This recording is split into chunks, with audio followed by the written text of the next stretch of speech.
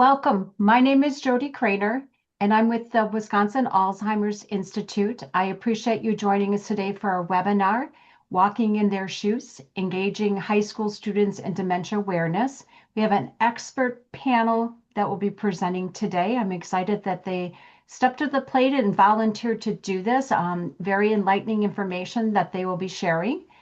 As they go through the presentation, please feel free to put questions and comments in the chat, or you may use your emoji hand to raise it and they'll be able to call on you, or just put your camera on and they'll be able to also recognize you.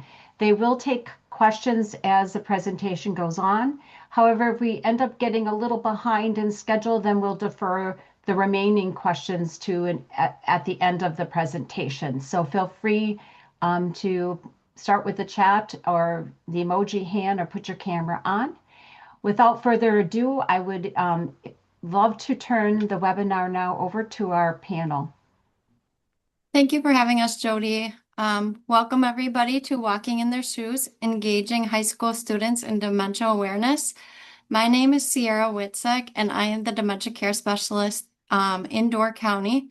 I've been in my role. It will be 4 years next week. And I'm Jake Sawyers. I'm the Dementia Care Specialist here in Walworth County. And my name is Ava Schmieden. I am a Elkhorn High School student, graduated this year, but I was Elkhorn Hostess Vice President. And our final student is? I'm Aria Witczak. I am an ADRC Door County volunteer. I've been volunteering for about 2 years. Thank you.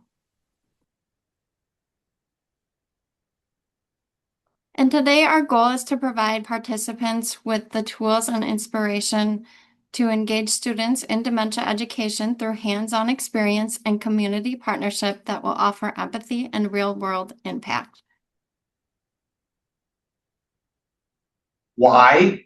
Biggest thing is just the idea that the community is going to get a lot of benefits from this, as well as the school. So lots of community collaboration. Being able to partner with schools, you are then already kind of creating those intergenerational programs where you can connect with student orgs like HOSA. And so some of the things that we are able to do are already aligning with these student orgs, like goals and potential service hours that they're trying to do. And then it also offers a lot of other kind of flexible learning opportunities for the students.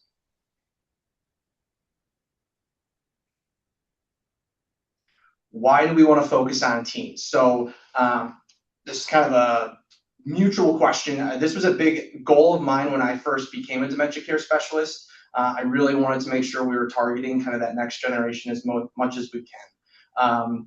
When I'm being able to connect with students, I find out that a lot of times I'm the first one introducing kind of the aging boom to them and letting them know that this is going to be an aspect that their generation is going to have to kind of help serve or navigate, let alone if they're going into the healthcare field or not. This is just something that they're going to kind of meet.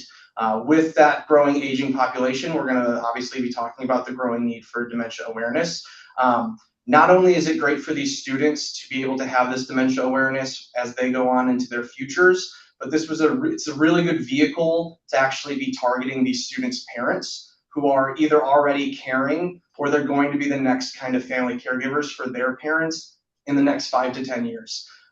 This helps create community awareness, which helps reduce that stigma. And another big thing, again, when we talk about that future workforce, is not only is it potentially planting a seed into a student that wasn't thinking of going into healthcare, but Gen Z is known as being kind of the entrepreneurial generation. And this is a way of getting them to realize the aging population is going to have a lot of different problems. There's a lot of different holes that they potentially could help fix and create a business to help solve, which is really, really unique.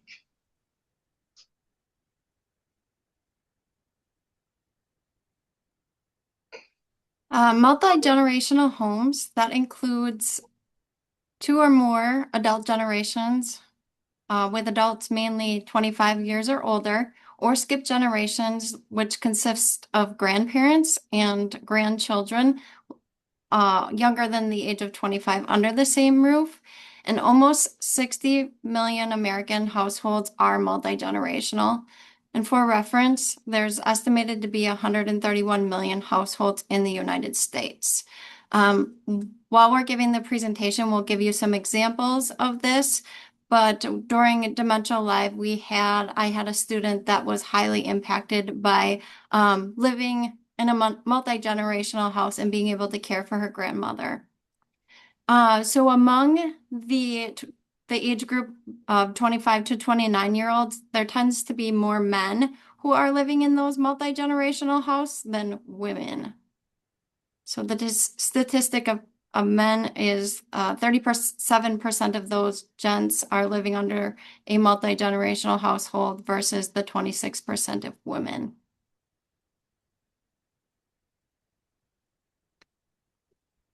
So with that being said, there are many youth caregivers. There's estimated to be more than 5 million 8 to 18-year-olds that are providing care to an ill family member. And those youth caregivers are less likely to be able to be involved in extracurricular activities. They're more likely to have lower academic performance and more likely to feel isolated or feel lonely than those non-caregiving peers. So care is more than just hands-on caregiving. This can be where the youth caregivers are involved in socialization, providing transportation, or any other involvement with their person that they're caregiving for. So we really wanted to highlight the idea of, youth caregivers and just multi-generational households in general, of the acknowledgement that by targeting students and trying to educate them on dementia, we are potentially not only, like I said, that next generation or the next workforce, but people who are actually currently in it and maybe just haven't identified it, or this is an opportunity for these students to actually identify with their peers that they are facing this at home currently. Some other, obviously, real-world student involvements that we're going to discuss is memory cafes, other dementia-friendly events, being able to participate and support other activities, whether that's in facilities or other kind of senior centers, and just, again, in general, intergenerational programming. The first program we're going to talk about is Dementia Live, where we collaborated with the Future Business Leaders of America conference. It all started out with the walk director from the Alzheimer's Association asking if I had any interest in presenting. And I suggested we look at more of the hands-on approach rather than a passive approach. So she connected me with the FBLA outreach specialist, and that outreach specialist name is Stephanie Jansen. She was pretty amazing with the planning part.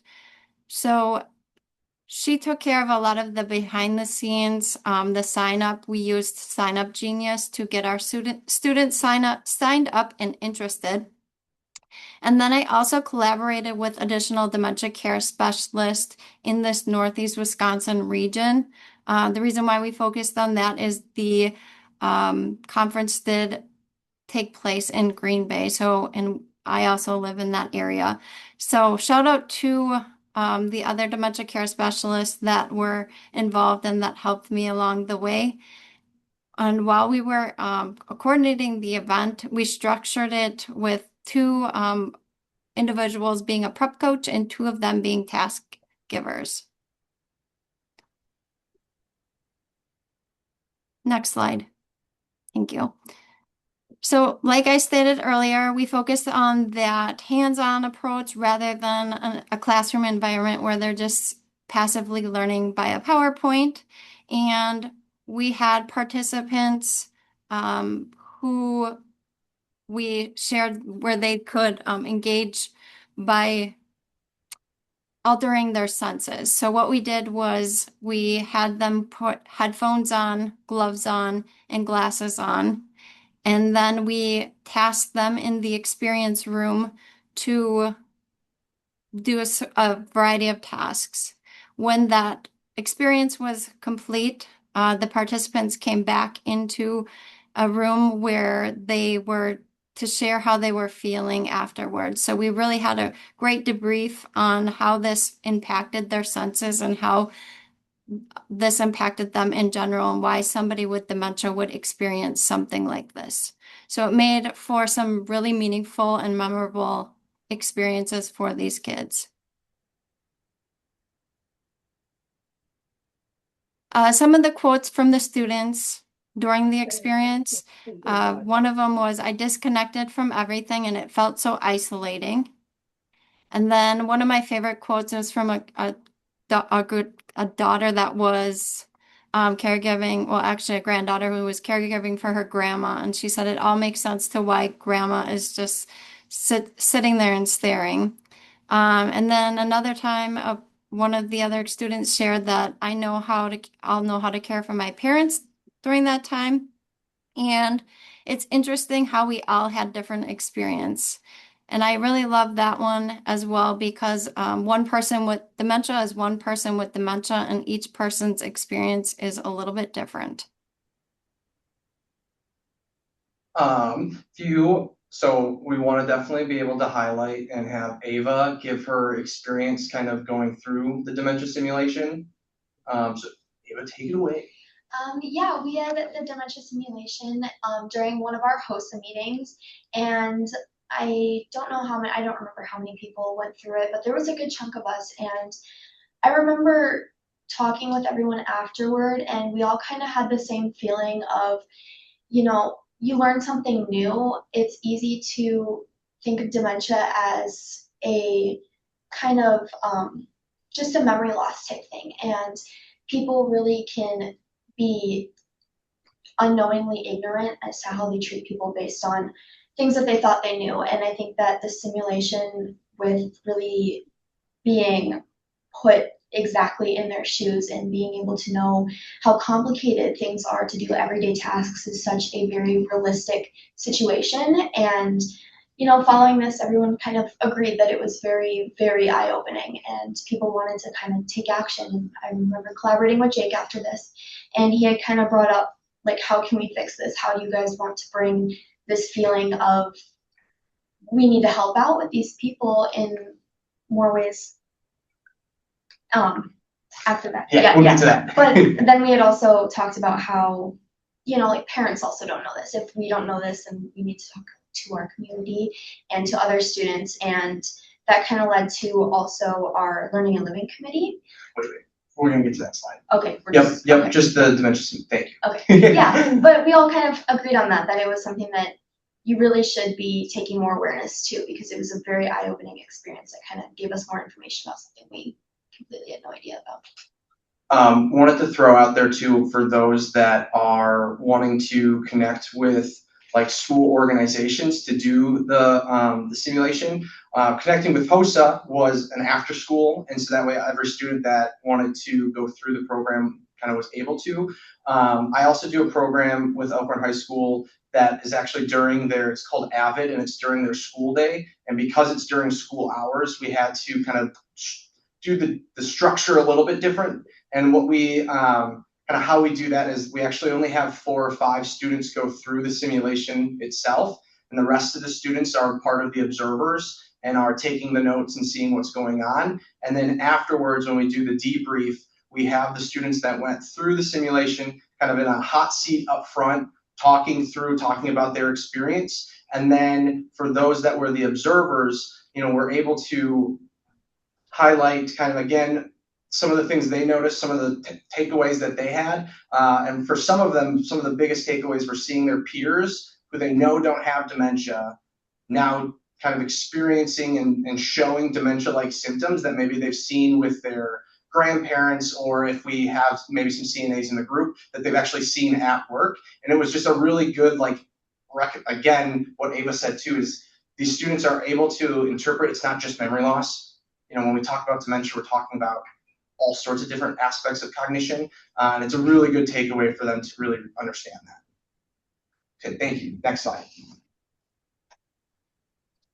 Our next opportunity is for students to get involved with memory cafes.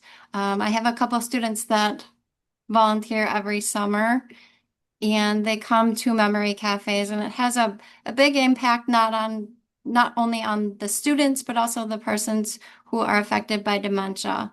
So this provides a supportive and welcoming space for people who have dementia and their caregivers to attend. It's really just a light, fun area where people can forget about the stigma related to dementia and come and engage and have a fun time where they engage in opportunity to socialize with other people.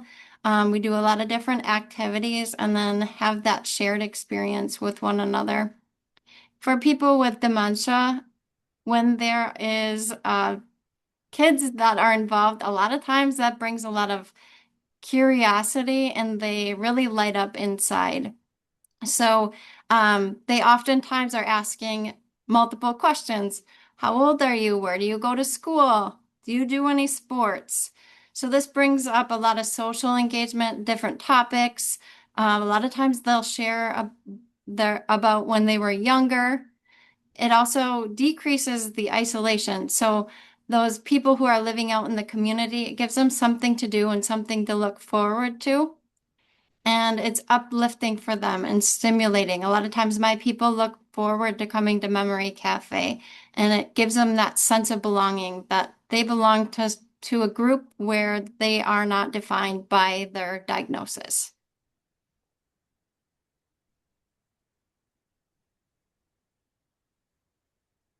So for our Learning and Living Committee, this was kind of started by our president, Maya, and I'm kind of talking on her behalf today, but we, again, following the dementia simulation, we really wanted to be able to target people who also kind of had no idea about how this worked and how to take care of it.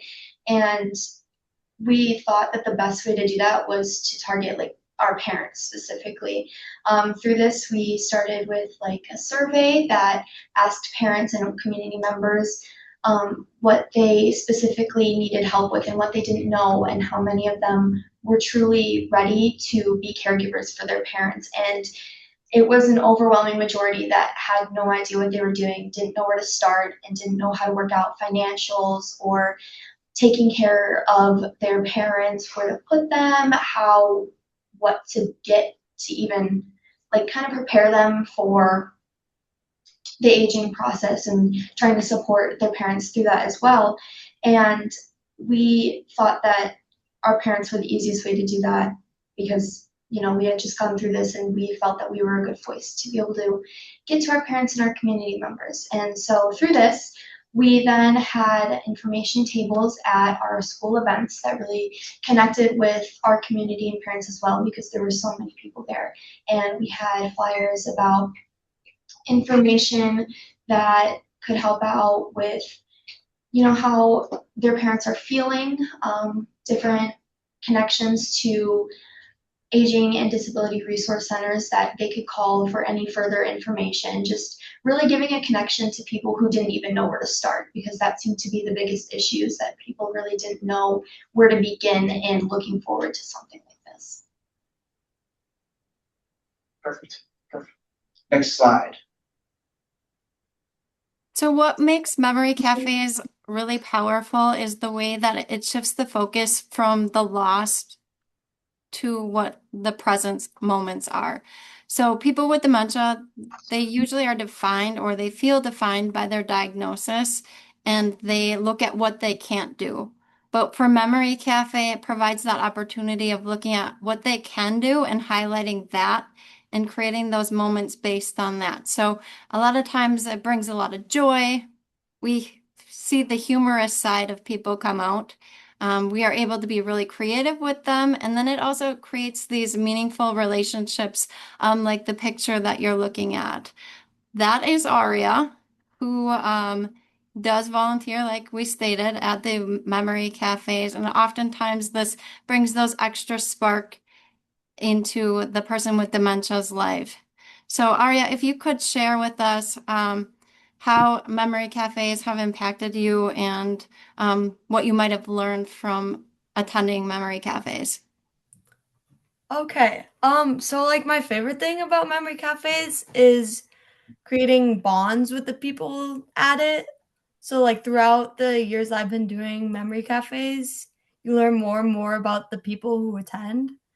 And many of them had very interesting backstories and had lived exciting lives. Like, for example, we had a lady who used to attend memory cafes who would travel for tug of war matches, which her stories were very interesting.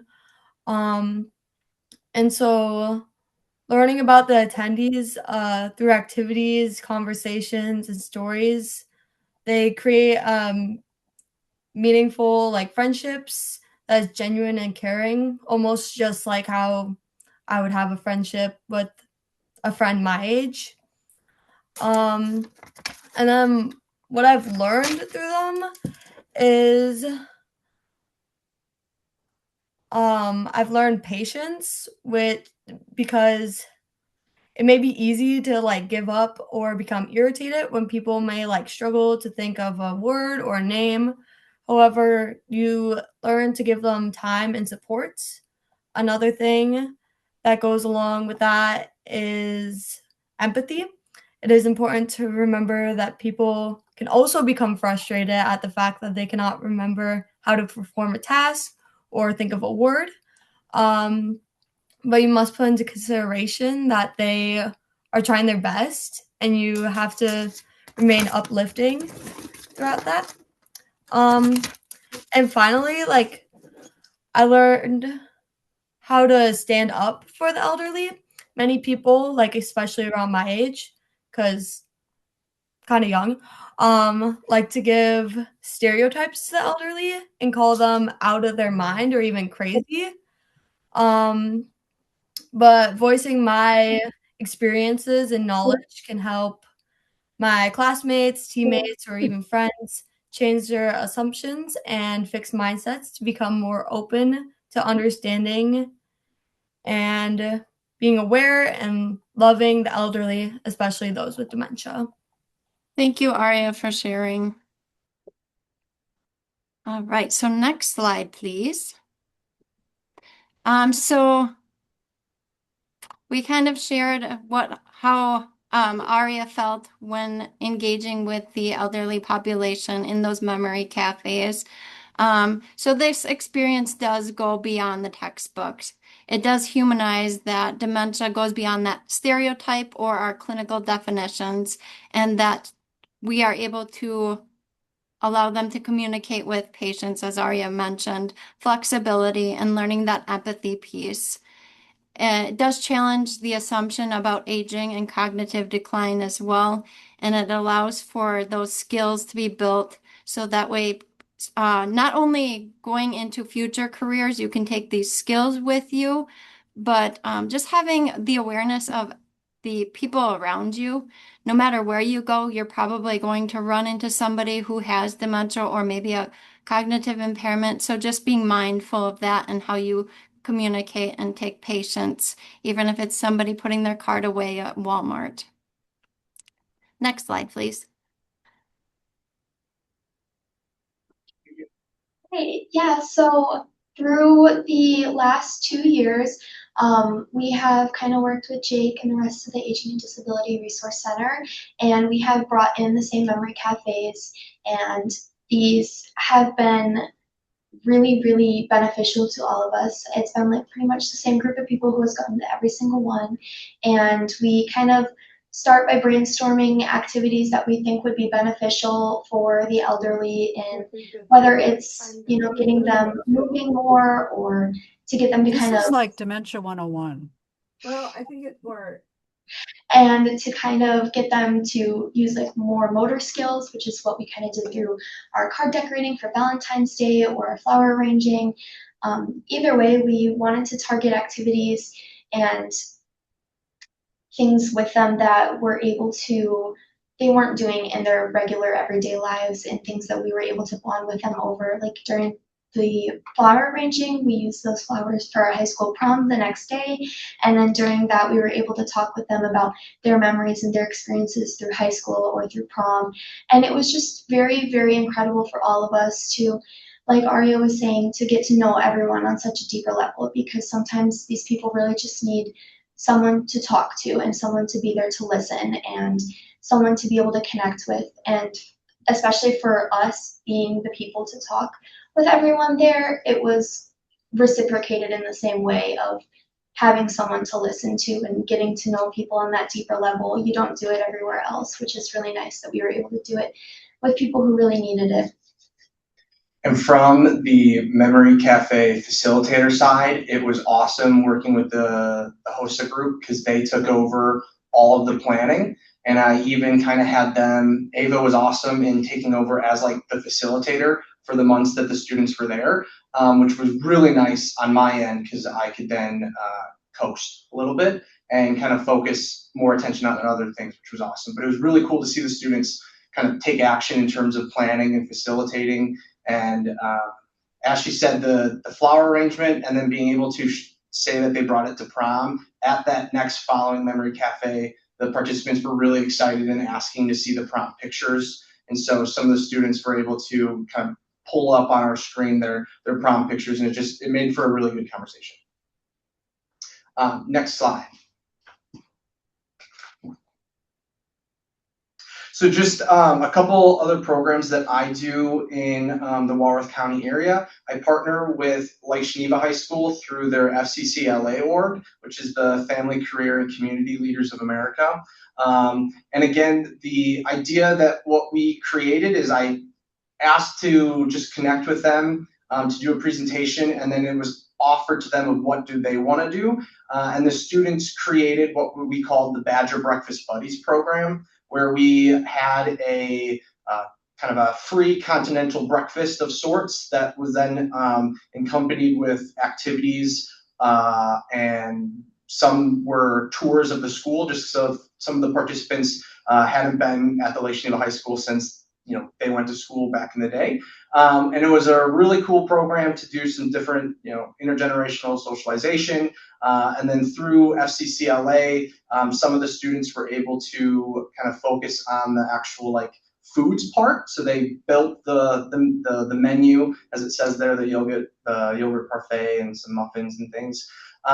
What makes FCCLA and then HOSA and some of the other student orgs really unique is that a lot of times when they do these programs, they then can use these programs as opportunities for the different events that they might have for these student orgs in the future. So for example, I can speak on FCCLA's, is a student was able to use this Breakfast Badger Buddies as his entry piece for the competition, and he was able to go through regionals, and he was second in state, so he didn't quite qualify for nationals, which is unfortunate. But the student himself, and again, this is that idea of that goal of targeting the workforce. The student, his whole plan for career was going to go into computer science.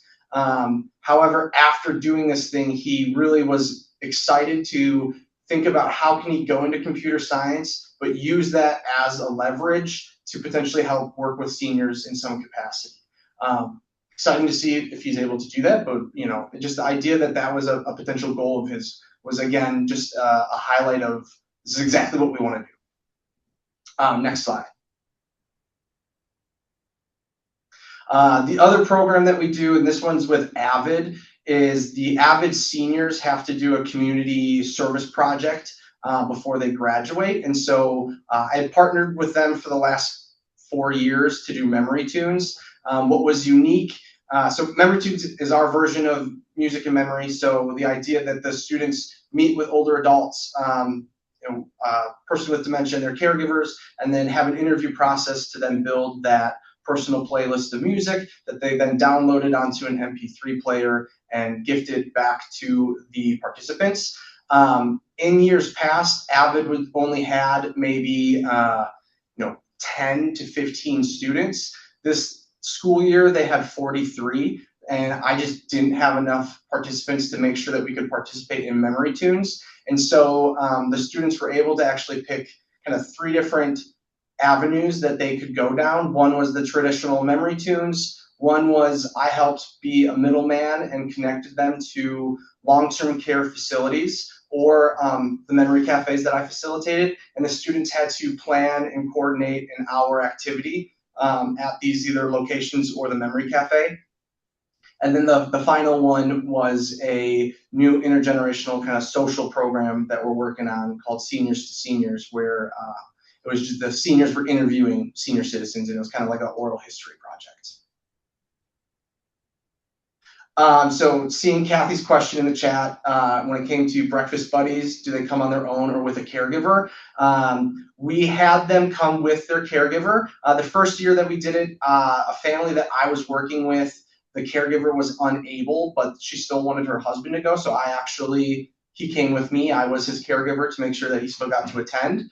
And then in different iterations, we've slowly opened it up, not just memory specific individuals to seniors, just because we are seeing here in Walworth County, sometimes when we put memory concern specific kind of communication in our marketing, we don't then get the target audience that we want, especially when we're talking about those earlier staged individuals, because they maybe don't identify with that yet. And so we really have opened it up to just older adult or senior and trying to provide that socialization for like all older adults. So finally, what the students can gain, again, for those that are planning on going into, or maybe I should rephrase that, not planning originally to go into healthcare professions, this now gives them that idea of, oh, this could be something that would be really interesting.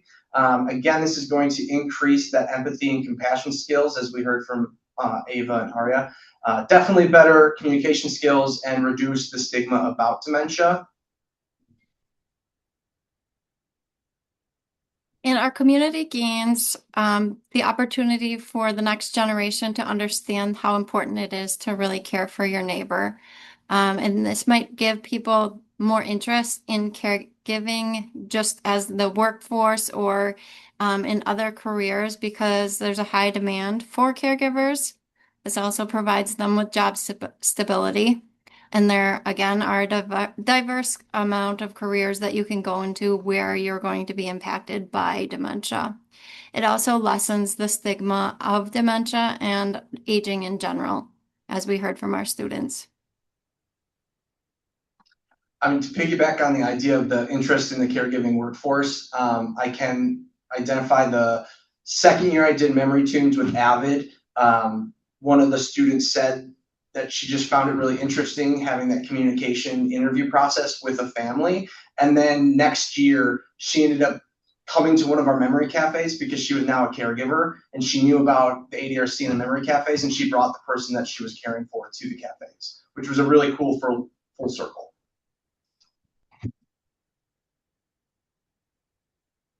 Wonderful. So we appreciate everybody hanging out with us today. If there are any final questions, we'd be happy to take them at this time.